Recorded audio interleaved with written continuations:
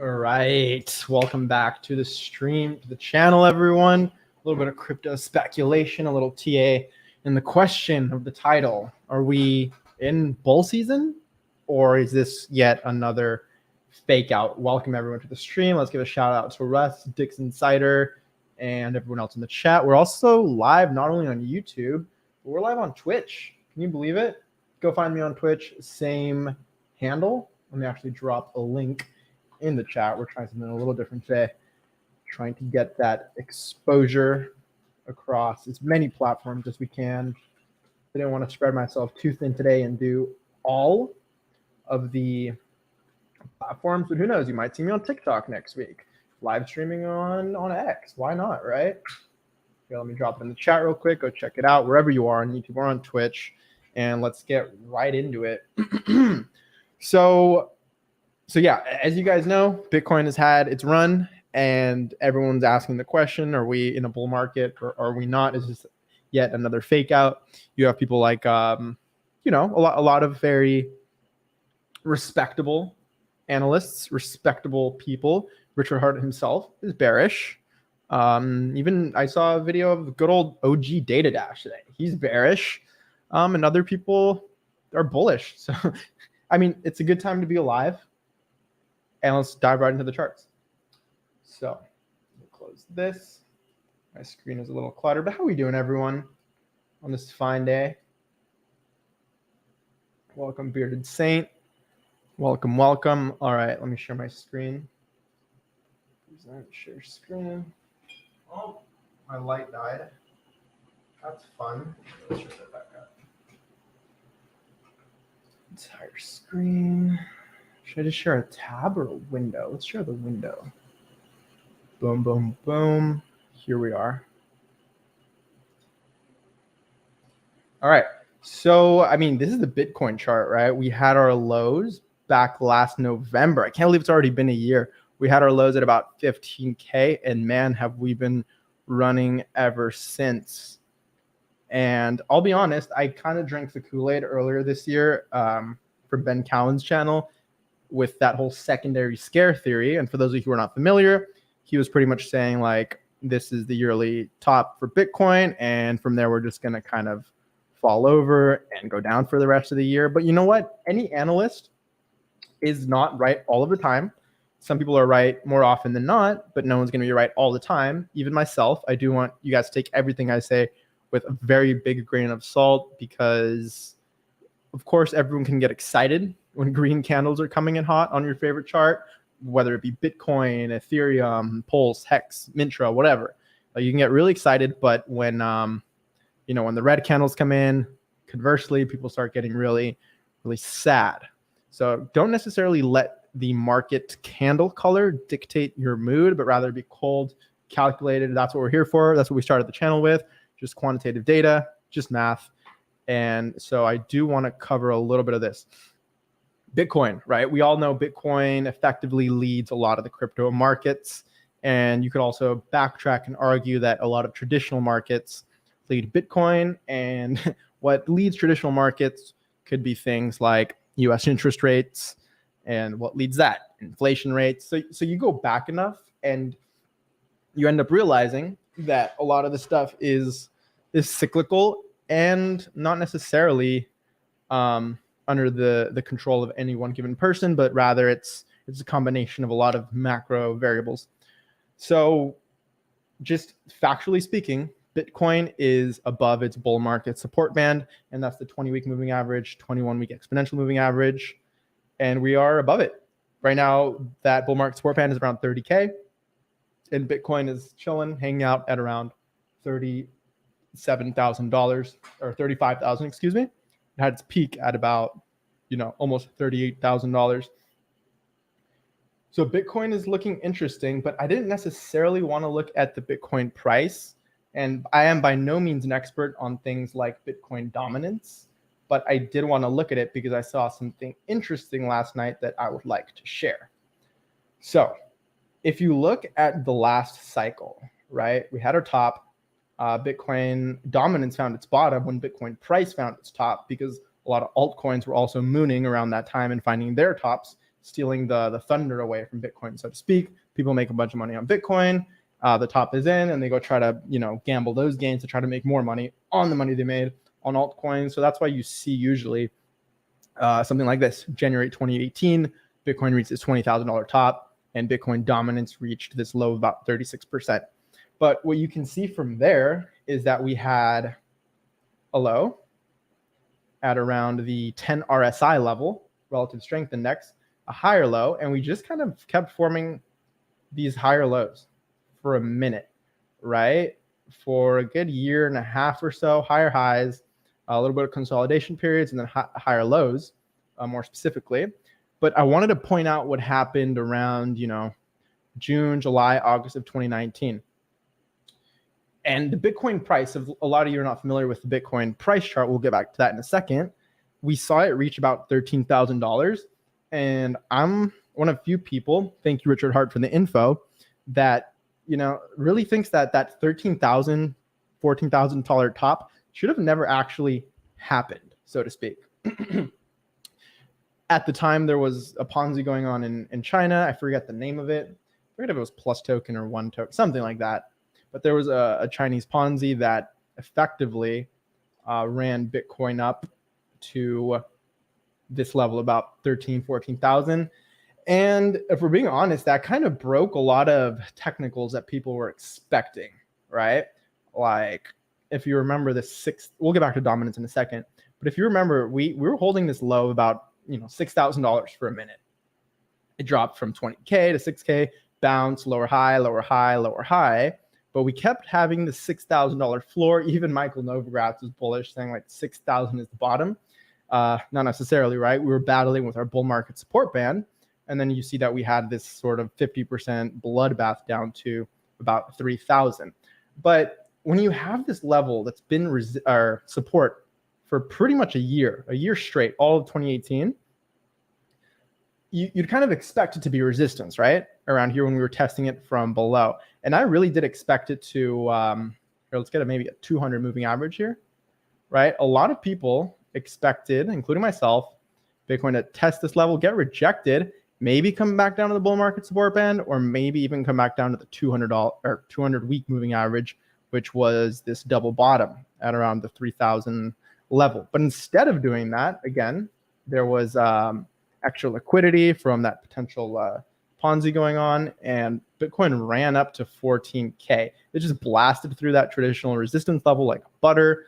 And then you guys know what happened from there. We formed our yearly high, came back down, battled with a 20-week moving average for a bit, our bull market support band, and then we ran up a little above it and had our March 2020 classic C-word capitulation, right? And we formed a higher low. But I would argue that should have never happened necessarily. I would call this kind of like a scam pump and then a scam dump. And maybe something more methodical, like what we saw the previous cycle before that, was what, again, quote unquote, should have happened. I'm using these terms loosely. But we ran up the previous cycle, we found our bottoms and we ran up a little bit, came back down to test our bull market support band, and it was just really methodical, right? So you had this methodical uptrend until our blow off top. Nothing over a 40% dip, always coming back down to our bull market support band, never really going beneath it, and then our blow off top. By the time we'd broken it and retested it, that kind of marked the top and the dead cat bounce. So again, the 2015 to late 2017 run was very methodical, right? Very methodical. Now, if you look at the previous cycle to today, right? After this $3,000 bottom, it wasn't that methodical. Again, we had this sort of like, this scam rally and this scam dump. Whereas today we see something more akin to the 2015 to 2017 cycle, right? A little more methodical, not necessarily running up a crazy amount above the bull market support band and not necessarily dumping a crazy amount beneath it with a black swan. And again, something a lot of people are saying is they're expecting a black swan, but think of the kind of the what's the word? The oxymoron that is, right? You can't have an expected black swan event. So I'm not saying that the bull market is here, but if we're just looking at the chart, we've been in an uptrend for the last year. And that's something that no one can really deny. What's up, Miguel in the chat? What's up, GameSys with the duck in the chat? Yeah, so this cycle is looking a lot more methodical, in my opinion. A lot of people like to compare it to this 2019 run where, you had this kind of mid-cycle rally and then mid-cycle dump. But I'd argue that it's a blend, right? No two cycles are ever going to be exactly the same. They might rhyme a little bit. They might have similarities. But what I'm seeing here, Hazius says, I think we're in a bull trap. And that could be the case, right? I'm not here to tell you we're in a bull market or a bull trap, right? But if we're being fair, oftentimes bull markets surprise people. And by the time everyone agrees that we are in a bull market, it's not necessarily late, but it's closing in on being too late, because if you're looking for that confirmation, it's likely that prices have already ran away from your ideal target and accumulation range. So, let's get back to Bitcoin dominance, which I wanted to compare to a little bit. Back to that 2019 top, what did we see? We had these higher lows for a while, for over a year, about a year and a half. And then we had this kind of triple top. These are the vertical lines that I'm showing. We had Bitcoin dominance run up to like the 67, 70% level. And again, there were way less altcoins in the space back then. But look at what RSI was doing. We had a top at 75, almost 76. And then at 76 again, we had pretty much a triple top spaced out about 2 or 3 months apart. And then from there, Bitcoin dominance kind of has just been going down since, until recently, where we saw it start coming back up. But what I'm trying to point out here is if we overlay Bitcoin price, right, what happened? We had this triple top on the RSI. We had Bitcoin price find its peak at around $14,000. And then we all know what happened then. We just described it. We had this kind of capitulation going on. Bitcoin dominance started going down. And then we found our top, yada, yada. Again, similar to over here. Bitcoin price tops are oftentimes found at Bitcoin dominance lows. Now to this cycle, which is what people actually care about, right? We had a top on the RSI for Bitcoin dominance at around 75-ish, and then our second one at around 76-ish. Sound familiar? And not to say we're going to have a third one like we did last time, but it's kind of rhyming. So, this could be a Bitcoin price top, or it might not be. And I know that's not what you guys want to hear necessarily. Like, you want someone to tell you exactly what's going to happen. But if anyone is that confident, they're, run away very, very fast, because no one really knows what's going to happen in these chaotic, non-deterministic markets. This chart is kind of a mess to look at. But again, we're more methodical now. And I wouldn't be surprised if, Bitcoin dominance either found its top already at that 54% level, or if it would come back down to the bull market support band on Bitcoin dominance, maybe have one final top on Bitcoin dominance. And again, it's all speculation. Because if we do have a top on Bitcoin dominance, that might mean altcoins go down. It could mean that price goes sideways while altcoins go down. It could mean Bitcoin keeps rallying and altcoins go sideways or rally less. There are many ways Bitcoin dominance can go up, but the point is the top looks near or in for Bitcoin dominance. And what does that generally mean for price? I mean, last cycle, again, it's not always exactly right to compare to this last cycle, but yeah, if we're being more methodical now, it could mean that, man, I don't want to overlay too much on this chart. Here, let me go back to the Bitcoin chart to really prove emphasize or illustrate, my point. What matters, in my opinion, is averages. It's what's the average move, right? A nice channel, methodical to the upside. Here, if we're getting cute, and we ignore what you could call this kind of scam pump and scam dump, and just kind of look at the average, well, would you have been mad if you'd accumulated at these levels? Not necessarily, because we had a bull market right after. And again, this is the pre-halving year, and 2 cycles ago, it was more of a methodical run. 1 cycle ago, it was more of a volatile the pre-halving year. And this cycle, it's looking a little methodical. And again, it's not to say that we can't have, a scare or a dump like we did in March 2020. And that's not to say that we can't keep going down on Bitcoin and altcoins. But I wouldn't be surprised if the bull run is my point. I wouldn't be surprised if it was methodical. We came back down the bull market support band and just kept trending up, right? And a lot of people think that, okay, well, the Fed hasn't pivoted yet. But I mean, Bitcoin halving is just like 6 months away. A potential pivot is just 6 months away. We all know how quickly things can change based on global politics, global politics, geopolitics, all of that jazz. I'm not an expert on any of that. There are obviously way better channels than my own to cover that stuff. But the reality is we've been in an uptrend since November. We're above the bull market support band. We're 6 months away from the Bitcoin halving, potentially 6 months away from a Fed pivot. And sure, a Fed pivot can often lead to a downtrend in the market immediately after. But until then, who's to say we don't run up a little more before a pivot and dump maybe to levels similar to where we are now? So it's all up in the air. I just wanted to point out kind of a contrarian view where a lot of people are kind of just expecting a dump into the end of this year and early next year, right? And what is that? Yeah, wow, I've been on Bitcoin for a minute now. But yeah, we can go to other coins as well. Ethereum is holding up quite nicely, right? Similar story. Really similar story, actually.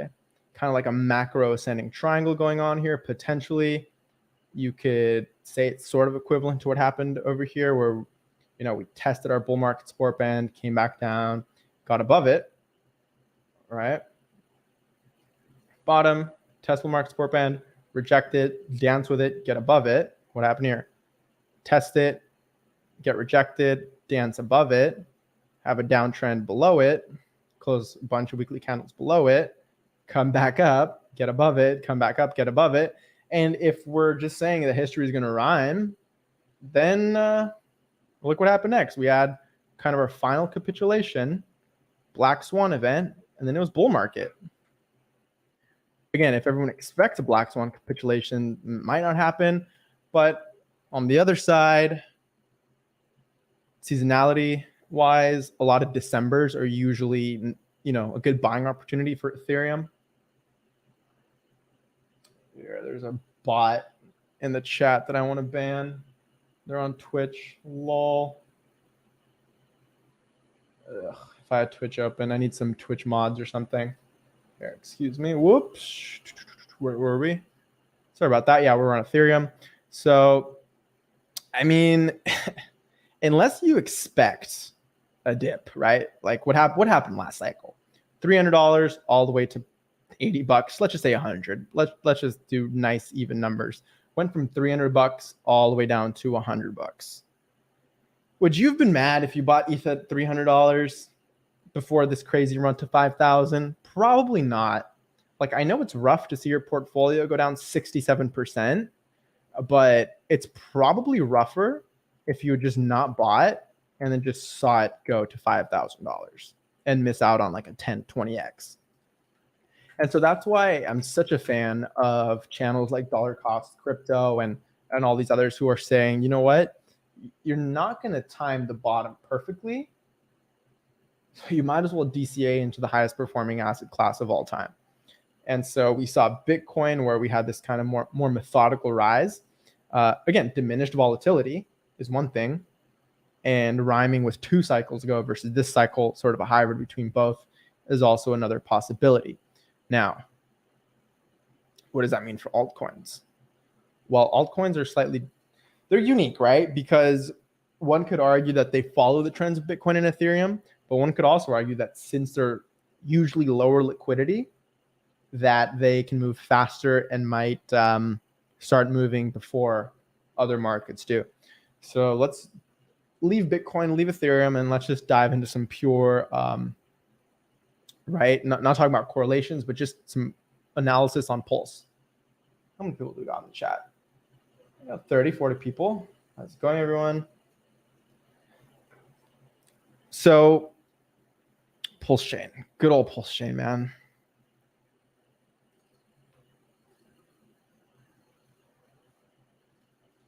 This was the level, this was baseline SAC rate, right? This was the price that a lot of people got in at back in, a couple years ago.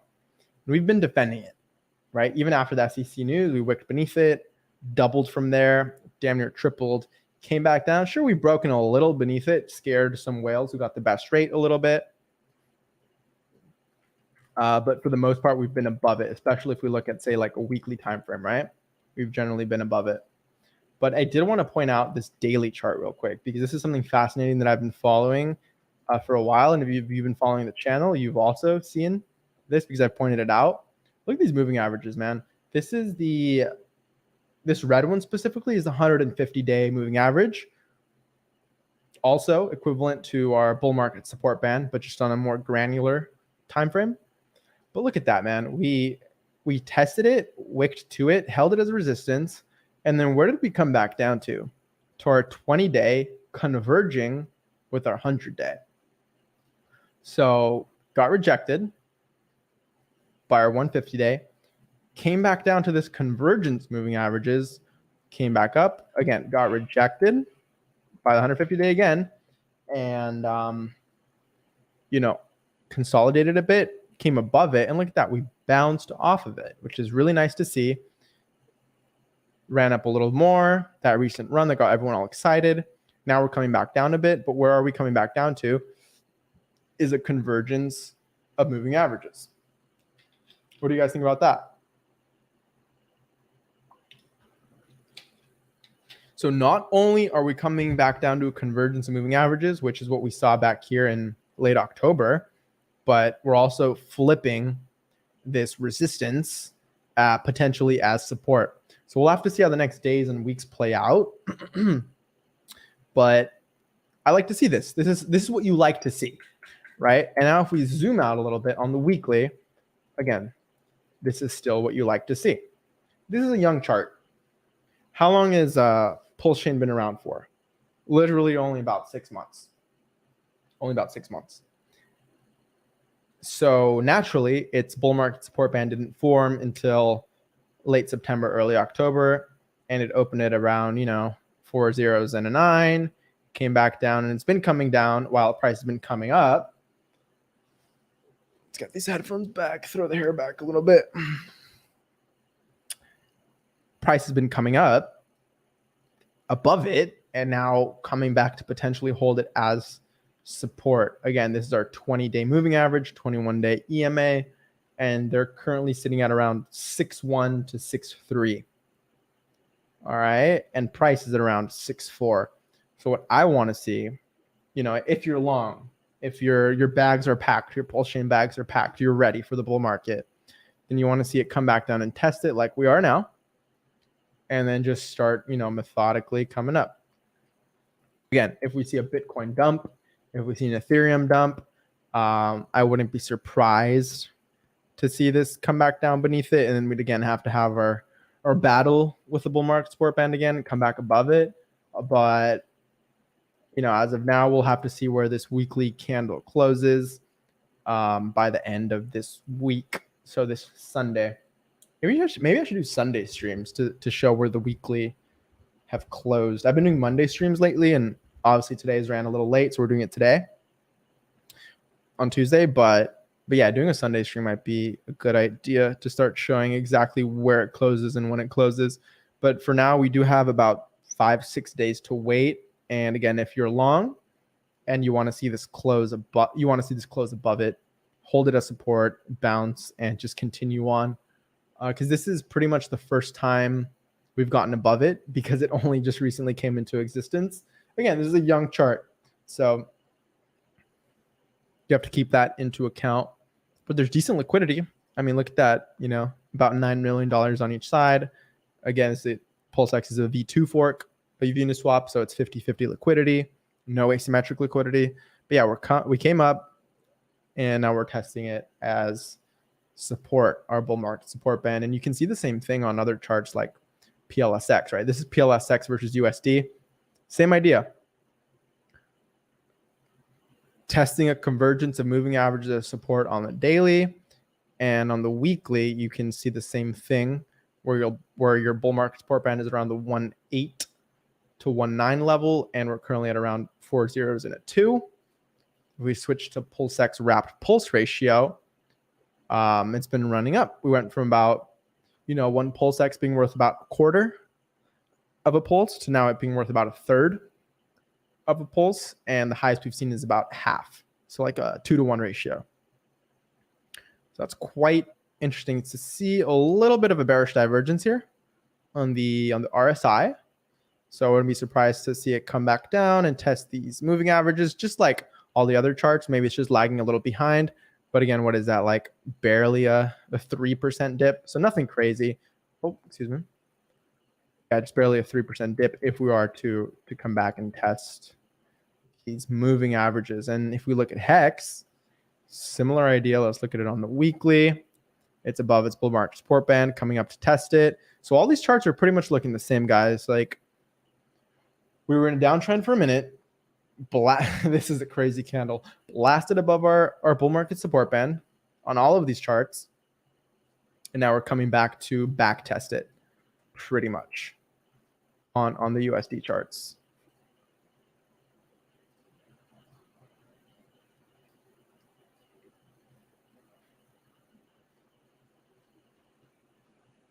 Howdy, Ashtree, Sean Maberry, good to see you in here. But yeah, I do want to keep these relatively short, these videos. I guess we can do a little AMA here, or I'm going to cover a little bit of Mintra. I can do that too. Now, as the founder of Mintra, I can't necessarily be looking at, price targets and etc. It's not ethical, and in a lot of cases not legal to do TA on a chart that you founded. But, I'm just going to show you the chart real quick, and you can determine what you want to determine. This is an even younger chart, right? Half a penny. Boom, boom, boom. And we're currently at around a little about 60% beneath the best SAC rate that people got. So take what you will from that, right? Relatively lower liquidity than most, about 137K. Nice, 137, about 70K on each side. So arguably, any chart with lower liquidity is easier to move than those with higher liquidity.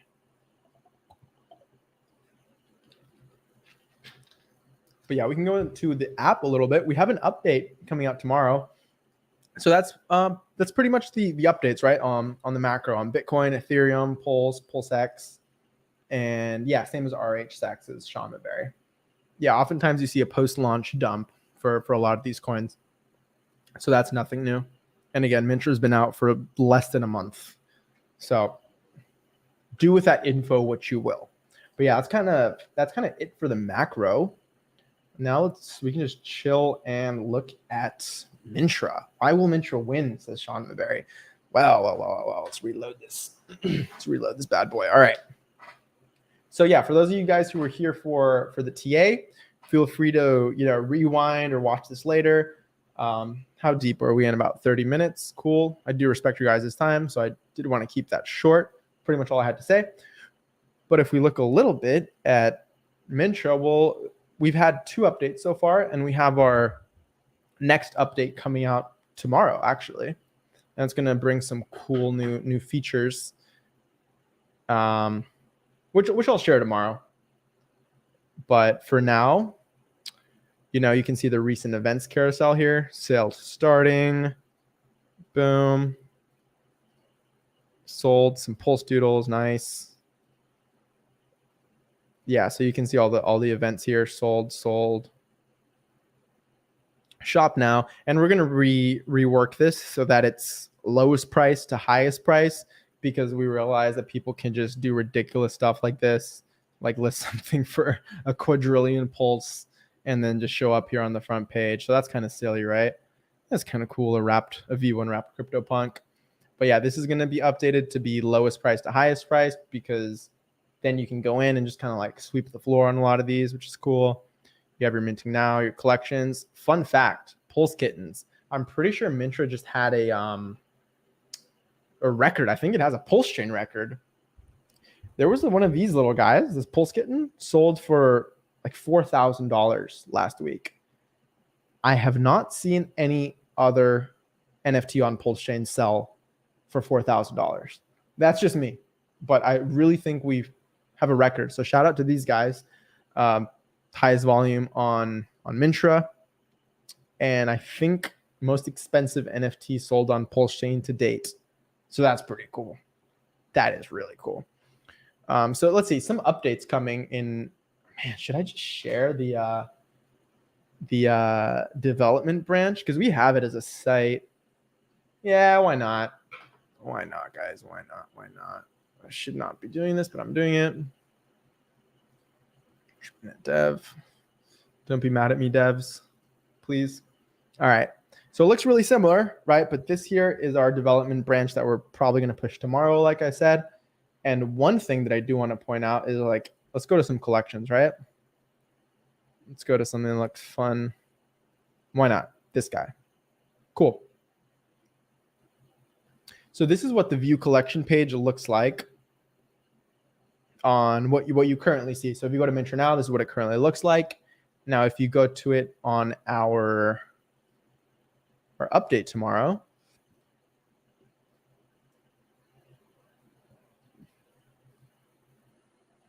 let's go to, like, I don't know, Pulse Punks. They're cool. This is the updated view. So let me just compare with actual Pulse Punks. Where are you guys at? Cool. So this is the old view, right? This is the new view. I like it more, personally. I think it's really cool. It's cleaner. It shows everything. Boom.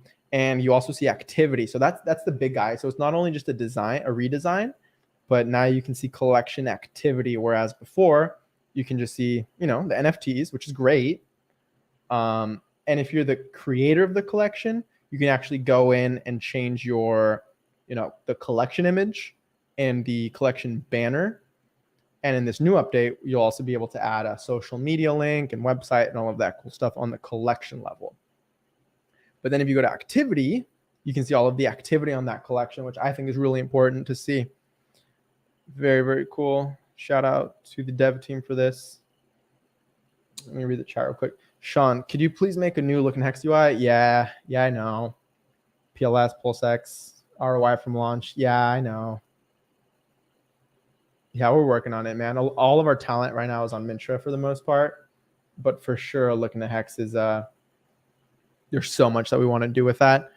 So I might just have to gather a whole new team for that, just to keep everyone focused, because I don't like pivoting our talent too much all over the place, so that we can actually get stuff done. But yeah, trust me, the ideas are endless. Let's just leave it at that. But yeah, this is really, really cool. We're on a collection level now. You can see activity. Beautiful. What else are we updating? Should have been more prepared for this. Oh, might not necessarily make it into tomorrow's update, because there's some IPFS file uploading limits and whatnot that we need to take into consideration. But if you look at our launchpad, right, originally, you got to learn how to create an IPFS link. It's a little more advanced, et cetera, et cetera. But we're trying to make it super easy for anyone to, if you have your IPFS link, easy, just paste it there. If you don't have it, just drag and drop your images, and you just go on from there. Let me actually grab an image or something. So let's say, you drag and drop an image, and then you could just say, all right, let's name it whatever. Intro logo. My new incredible NFT number 1. So your description, this is a Mintra logo. Add your attributes. What should we add? Color, value green, add an attribute, etc. You can remove them. Next step. Boom. Here, let me add some more attributes. Awesomeness, value 10, and it could be text, number, or date, which is cool. Next step. Oh, color green. Next. See, so you have your color green, awesomeness 10. So you can set your metadata, etc. And hit next step. Almost done. Create IPFS link. Uploading images to IPFS. Boom, boom, done. Here's your IPFS link. Beautiful. Return a launch pad. You know, there it is. Mintra, mint, cost 1 pulse, 1 per user. You know, you hit next. Wait for it to load up a bit. Hit deploy. Deploy your collection. Get your little MetaMask pop up and all that. Confirm.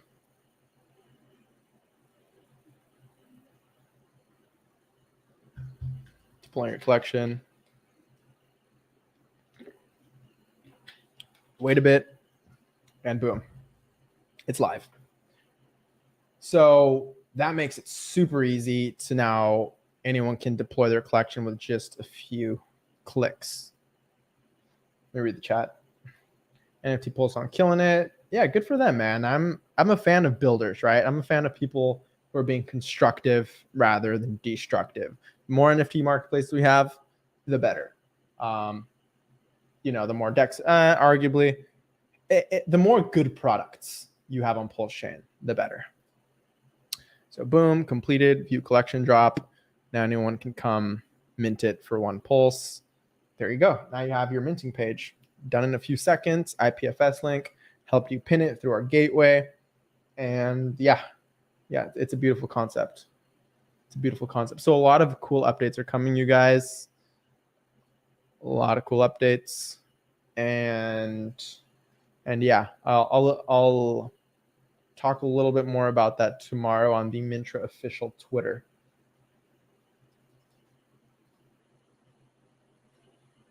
RH says that NFTs are junk because they only have a reference to blockchain. You can always just right click to save. What is a better narrative? I mean, yeah, RH has historically not been a fan of NFTs, and that's cool. A lot of times they are kind of rubbish.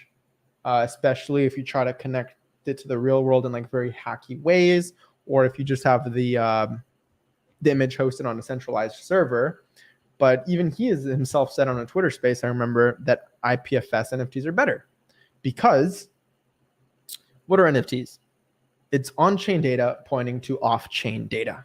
There's just a link in the metadata.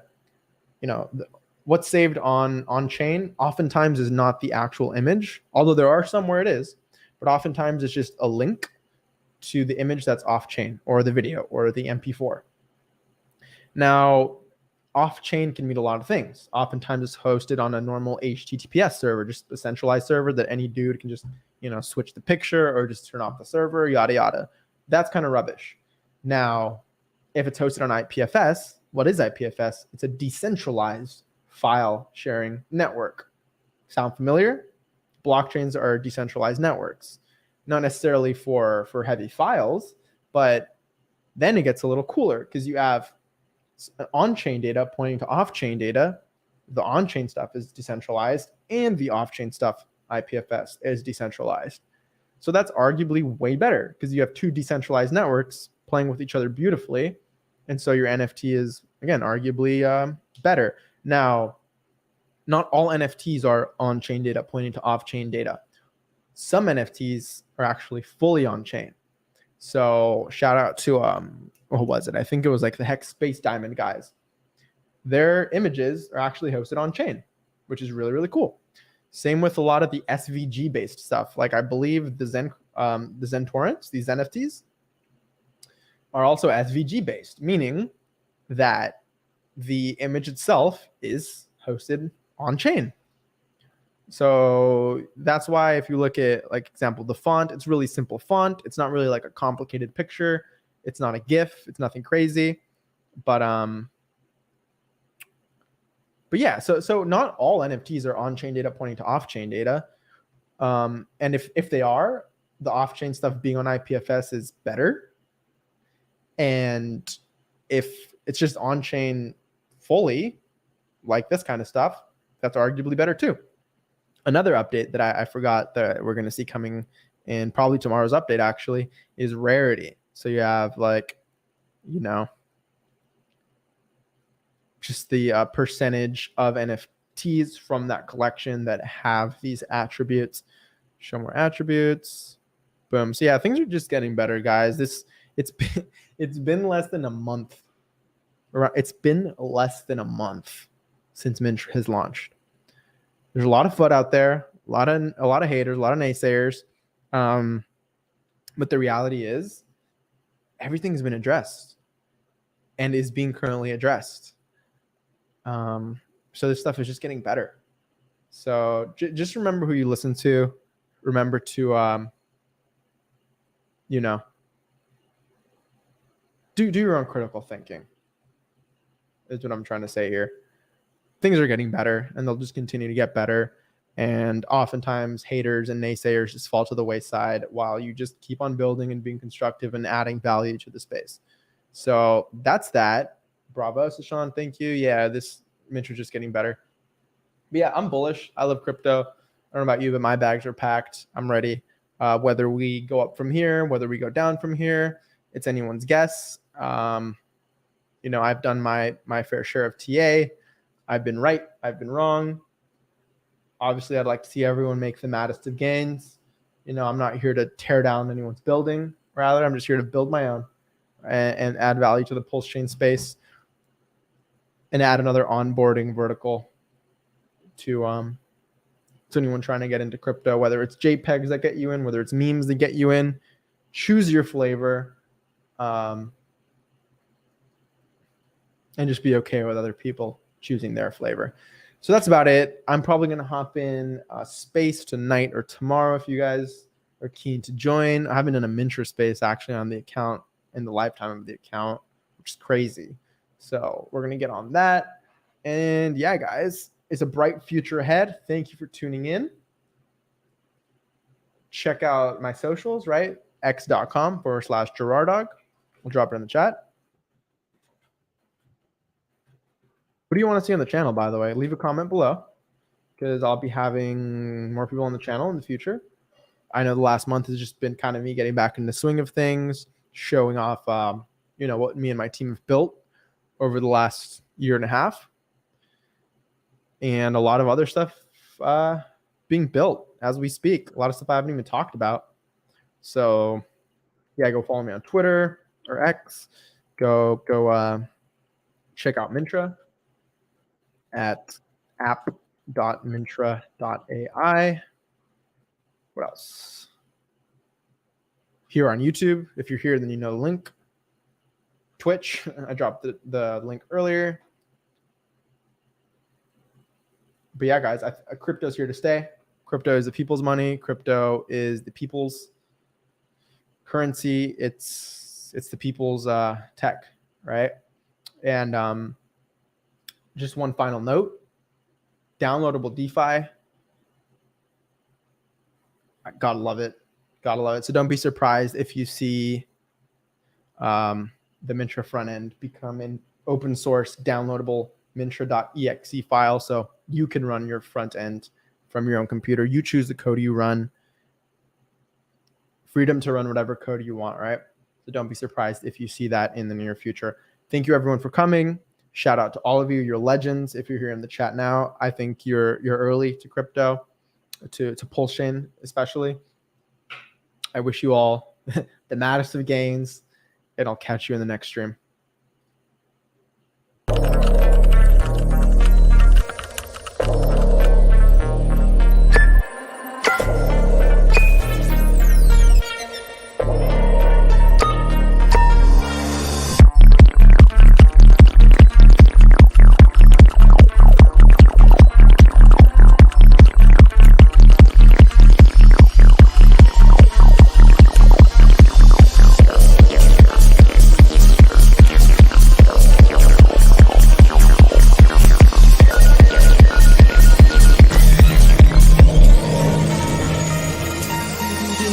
Mintra.